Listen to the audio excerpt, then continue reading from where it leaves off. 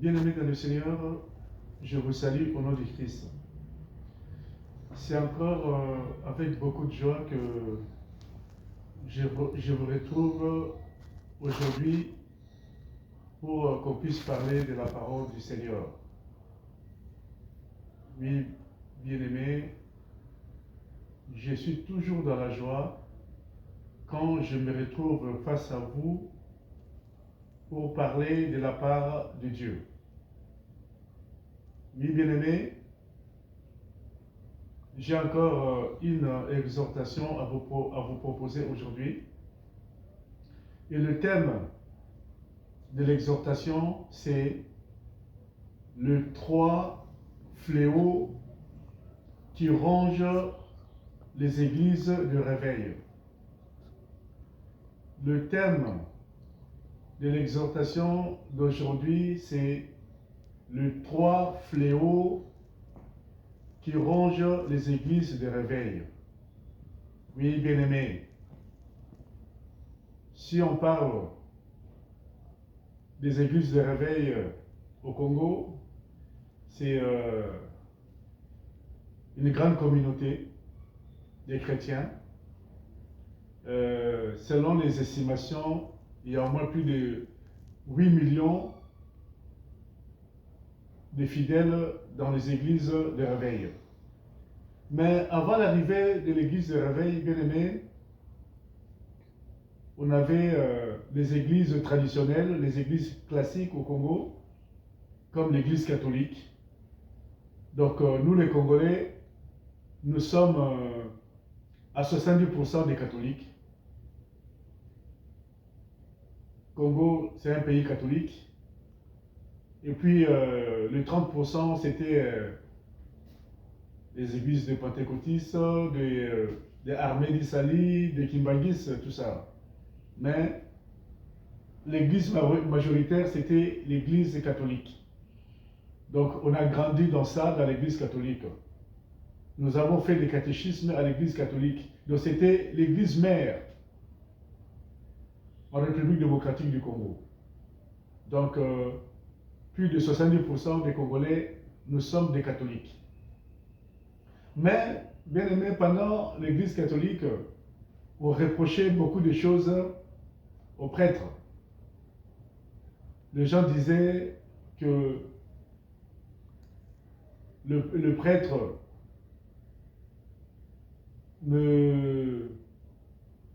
n'entre pas vraiment en profondeur dans la parole du Seigneur. Donc les gens venaient dans les églises catholiques, mais ils ne connaissaient pas la parole parce que la parole n'était pas vraiment au centre de l'église catholique. Et après, bien aimé, vers les années 70, il y a eu l'église de réveil. L'église de réveil est désignée comme un mouvement pentecôtiste pour le renouveau spirituel. Et à la tête de ce mouvement, c'était le pasteur Aïdini Abala. Lui qui est considéré comme le père spirituel, le père du réveil évangélique. C'est lui qui était à la tête de ce mouvement de l'église évangélique. Ce mouvement pentecôtiste pour le renouveau spirituel. Donc ils étaient des pentecôtistes. Et à la tête de ce mouvement, comme j'ai dit, c'était Aïdi Nabala qui était le père du réveil évangélique. Lui qui était pentecôtiste dans la branche de Nzambe Malam. Et il y a eu ce mouvement. Contrairement aux prêtres, et ils ont mis la parole de Dieu au centre. Donc vraiment, ils prêchaient la parole de Dieu. Ils mettaient l'accent sur la parole de Dieu. Et puis, c'était vraiment nouveau pour les chrétiens, surtout pour les catholiques. Alors, ça a commencé à tirer de foule. Les gens commençaient à quitter l'église catholique pour venir dans les églises de réveil. Parce qu'à l'église de réveil, il y avait la parole. On enseignait la parole. On insistait sur la parole. Et à part la parole en prime, il y avait des prophéties. Des prophéties où Dieu pouvait parler à l'homme. Les prophéties où tu avais ton problème, où Dieu pouvait parler, te dire des choses de l'avenir, te parler des choses passées. Donc, ça a commencé à attirer des foules aux églises de réveil. Il y avait plein de monde qui venait, qui quittait d'autres églises pour venir dans des églises de réveil parce qu'il y avait la parole, il y avait la prophétie. Oui, bien aimé, quand il y a la foule, quand les gens commencent à venir nombreux, c'est synonyme d'argent. Il y a eu des offrandes qui commencent à rentrer, l'argent qui commence à rentrer. Et toujours dans cet élan, bien aimé, il y avait des pasteurs, des prophètes qui étaient là vraiment, qui avaient la vocation pour servir Dieu. Mais il y a eu aussi des convoitises où, comme il y avait des foules, alors l'église de réveil est devenue pour les uns, c'était vraiment des serviteurs de Dieu, mais pour les autres, c'était un business. Alors il y a eu une multiplication des pasteurs. Il y a eu une multiplication des prophètes. Donc il suffisait de connaître 5, 6 versets pour devenir pasteur. Il suffisait de faire un songe pour devenir un prophète. Donc les pasteurs se sont multipliés, les prophètes se sont multipliés. Parce que pour les uns, c'était devenu un business pour se faire de l'argent. Donc, il commence à y avoir des abus. Parce qu'il fallait avoir une église pour se faire de l'argent. Il fallait prophétiser pour se faire de l'argent. Donc, l'église de réveil est devenue un business pour les uns et pour les autres, les vrais serviteurs de Dieu. Mais en faisant la balance, bien aimé, il y a eu plus de faux serviteurs de Dieu que les vrais serviteurs de Dieu. Il y a eu plus, bien aimé, de faux prophètes que les vrais prophètes de Dieu.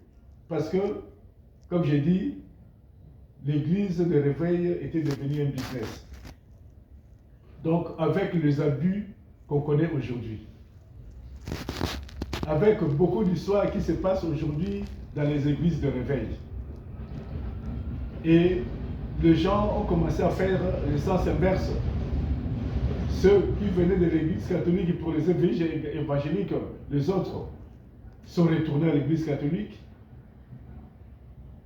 Pour les uns, ils sont restés à la maison, ils ne veulent plus prier parce qu'il y a eu des vies, il y a eu des déceptions. Oui, mais bien aimé, beaucoup de gens diront, mais que fait Dieu? Parce qu'il y a des abus, mais Dieu, dans tout ça, qu'est-ce que fait Dieu? Oui, bien aimé. C'est que nous devons savoir, bien aimé, tout ce qui se passe aujourd'hui, c'est déjà biblique. Donc Dieu l'avait déjà dit. Donc ça ne doit pas être, comment dirais-je, étonnant pour nous de voir ce qui se passe aujourd'hui dans les églises de réveil. Parce que c'était déjà biblique. Donc ce n'est que l'accomplissement de la parole. Où il devait avoir de faux serviteurs. Et bien aimé, en parlant de 3 fléaux qui rongent l'église catholique, le Seigneur Jésus-Christ l'avait déjà dit dans Matthieu 7, versets 21 à 23. Les 3 fléaux aujourd'hui qui rongent les églises de réveil. Les 3 mots qui nuisent à l'église de réveil. qui est en train de nuire, de ternir l'image de l'église des réveils. Jésus-Christ nous l'avait dit, le Seigneur, dans sa parole, dans Matthieu 7, versets 21 à 23. Je lis au nom de Jésus-Christ. Ceux qui me disent, Seigneur, Seigneur, n'entreront pas tous dans le royaume des cieux, mais seulement celui qui fait la volonté de mon Père qui est dans le cieux. Plusieurs me diront en ce jour, Seigneur, Seigneur, n'avons-nous pas prophétisé par ton nom? Oui, bien-aimé, ça c'est le premier fléau, les prophètes. N'avons-nous pas prophétisé par ton nom? Prophétisé. Donc le premier fléau qui ronge l'église catholique et l'église des réveils, ce sont des prophètes. On continue. N'avons-nous pas chassé les démons par ton nom? Le deuxième fléau, les combats spirituels. Les combats spirituels qui nuit, qui est en train de ternir l'image des églises évangéliques. Ça, c'est le deuxième fléau, les combats spirituels. Et n'avons-nous pas fait beaucoup de miracles à ton nom?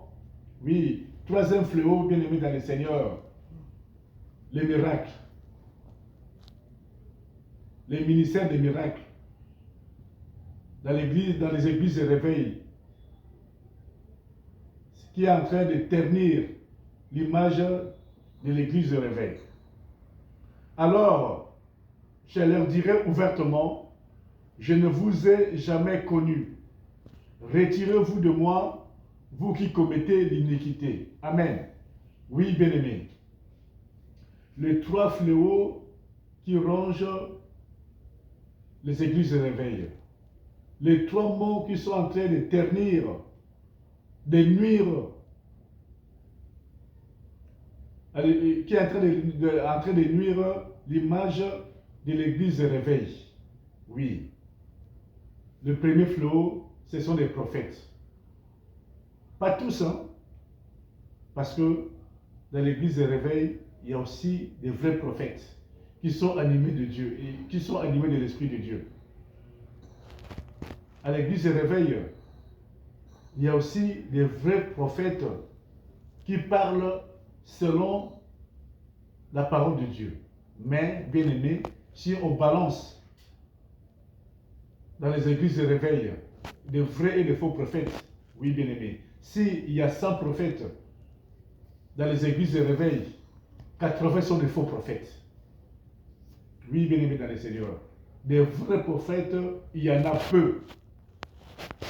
Des vrais prophètes qui sont animés de l'Esprit de Dieu dans les églises de réveil, il y en a peu. Il y a aujourd'hui dans les églises de réveil des faux prophètes. Des faux prophètes et des prophètes qui prophétisent selon les penchants de leur cœur. Des prophètes qui prophétisent que de mensonges. Oui, bien-aimés dans le Seigneur. Des prophètes qui prophétisent que quand les choses se réalisent. On avait vu bien aimé pendant le Covid. Personne ne nous avait dit qu'il y aurait le Covid, tout ça là. Mais quand il y a eu le Covid, ah, ils sont là. Oh, Dieu m'a dit, hey, mais avant le Covid, vous étiez où? Vous étiez où? C'est quand il y a eu le Covid, c'est là où on a commencé à avoir des prophètes. Oh non, Dieu m'a dit. Oui. C'est leur système. Ils prophétisent que quand les choses se réalisent, c'est là où ils commencent à prophétiser. Ils prophétisent que les mensonges. Oui. Des prophètes qui ne prophétisent selon les penchants de leur cœur. Ils prophétisent pour leur ventre. Pour eux, la prophétie est devenue un business pour faire de l'argent. Alors, ils sont capables de tout faire. De dire des mensonges. De raconter n'importe quoi. Les prophètes de Baal. Oui, bien aimé dans le Seigneur. Les prophètes qui n'ont pas l'Esprit de Dieu. Dans les églises de réveil, il y en a beaucoup. Ils sont en train de causer du tort à l'église de réveil. Ils sont en train de faire du tort à ceux prophètes-là qui ont l'Esprit de Dieu. Parce qu'on est en train de le mettre tous dans le même sac. Oui, bien-aimés. Les prophètes aujourd'hui, bien-aimés,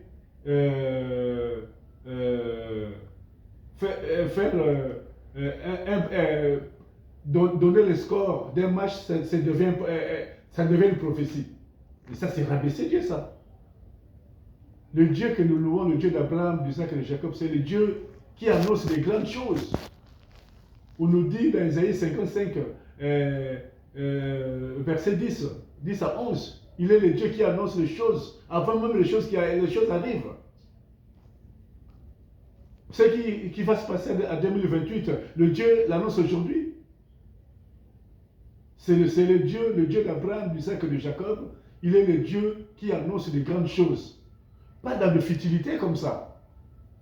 Oh, Dieu m'a dit, le Congo va gagner 3 buts à 1. Mais ça, c'est n'importe quoi, ça.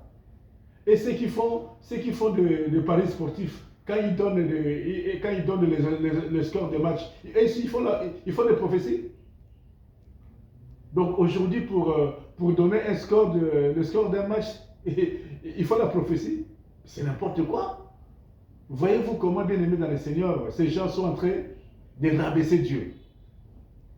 Et même, voilà comment même Dieu les confond. Même quand il donne le score, ce n'est pas le bon score. Voyez-vous, bien aimés, comment Dieu est en train voyez-vous comment Dieu est en train de les humilier. Même le score des matchs, ils n'arrivent même pas à donner des bons scores. Dieu est en train de les confondre. Et en plus, bien aimé, ce qui est encore très grave, ces gens-là ne se gênent même plus. Aujourd'hui, il fait une fausse prophétie. Demain, il va encore faire. Ils ne se gênent plus. Ils n'ont plus honte. Il dit une chose aujourd'hui, ça ne se réalise pas. Non, demain, il fait encore. Donc, comme il système, bon, et Simbi, quoi. Donc, là où ça se voit que ce n'est pas l'Esprit de Dieu qui parle en eux. C'est le pacha de leur cœur. Ce sont des faux prophètes. Dans les églises de réveil bien-aimés, il y a beaucoup de faux prophètes. Sur 100 prophètes dans les églises de réveil, il y a peut-être que 20 qui sont de bons prophètes, qui sont animés de Dieu. Mais les 80, ce sont de faux prophètes. Oui. Le deuxième fléau bien-aimé dans le Seigneur, le combat spirituel. Oui. Là aussi, bien-aimé, il y a aussi des pasteurs, il y a des serviteurs de Dieu qui sont animés l'Esprit de Dieu pour délivrer le peuple de Dieu.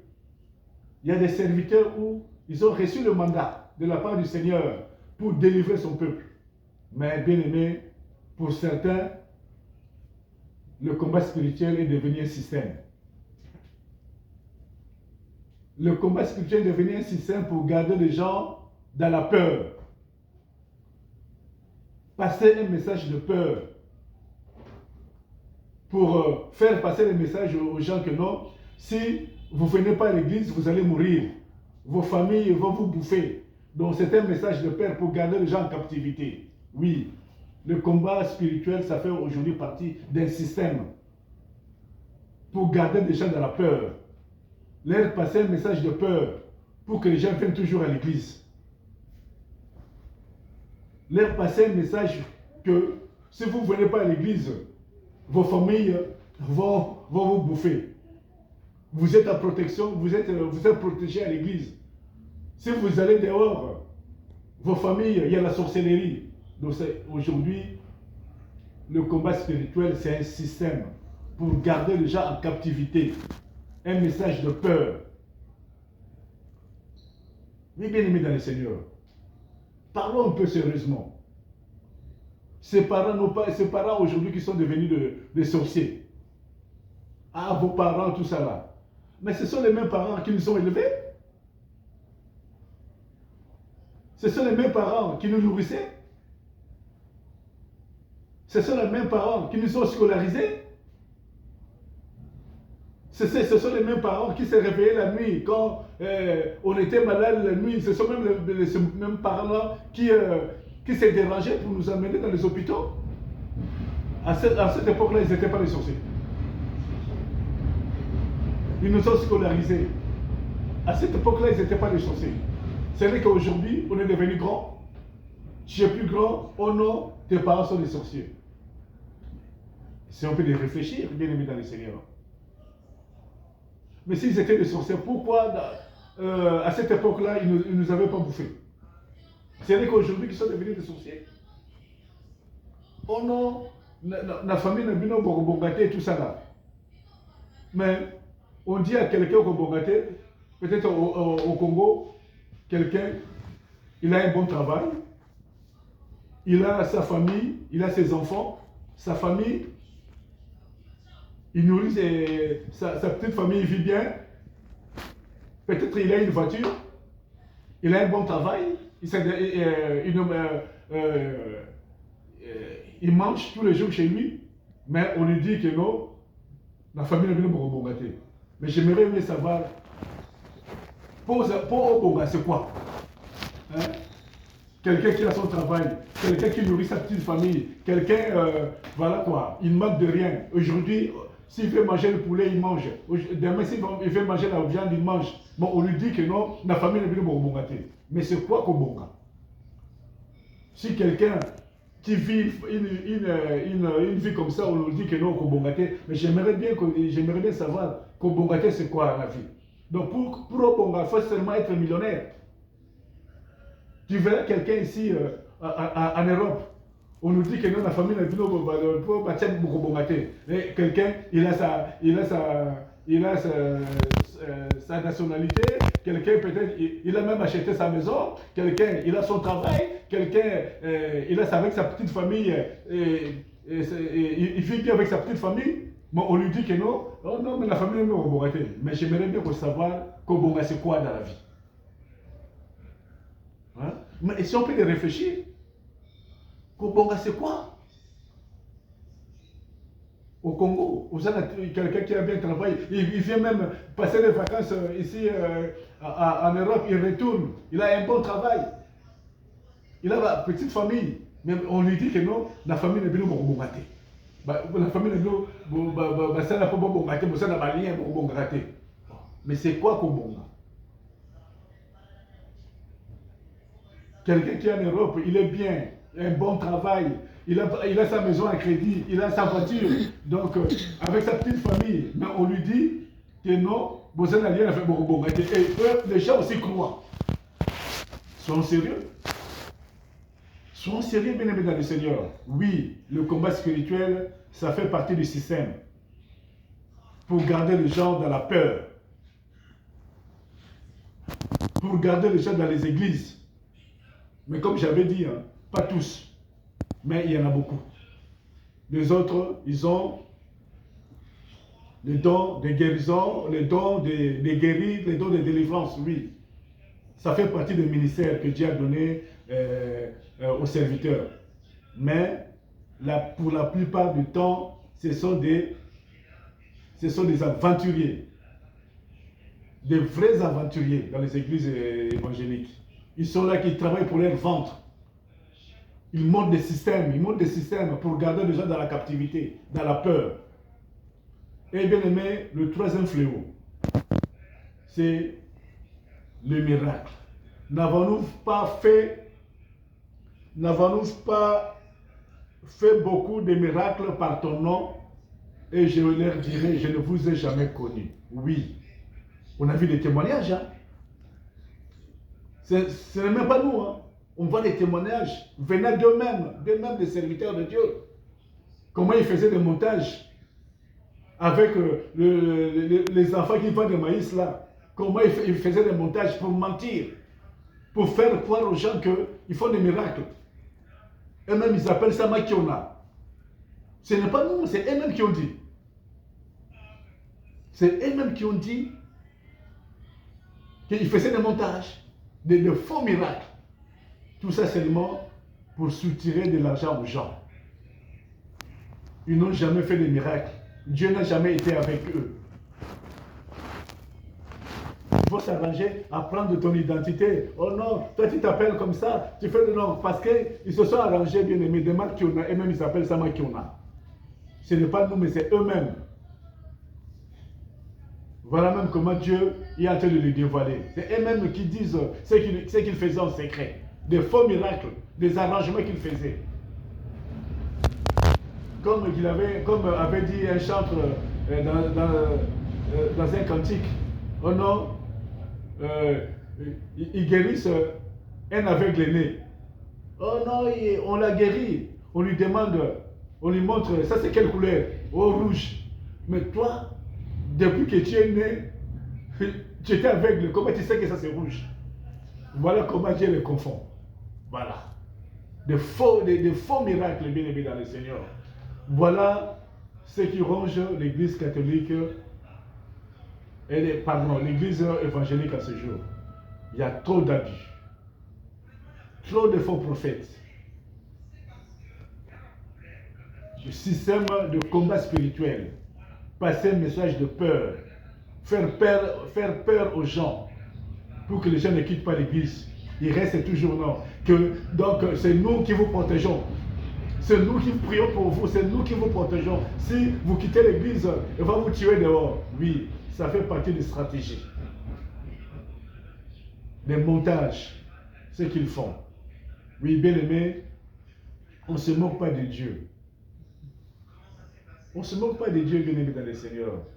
Comme le Seigneur Jésus a dit, je ne vous ai jamais connu. Retirez-vous de moi, vous qui commettez l'iniquité. Oui.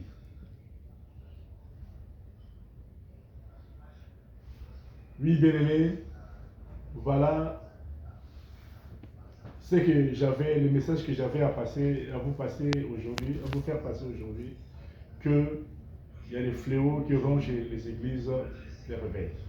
Oui, les abus. Il y a du vrai et du faux, mais il y a beaucoup de faux. Donc, comme je disais, on ne se moque pas de Dieu. Oui, ils paieront. Ils ont refroidi la foi des gens, mais sachez bien aimé, on ne se moque pas de Dieu, ils paieront tout ça. Voilà le message que j'avais à vous faire passer aujourd'hui. Que la paix du Seigneur soit sur nous au nom de Jésus-Christ. Amen.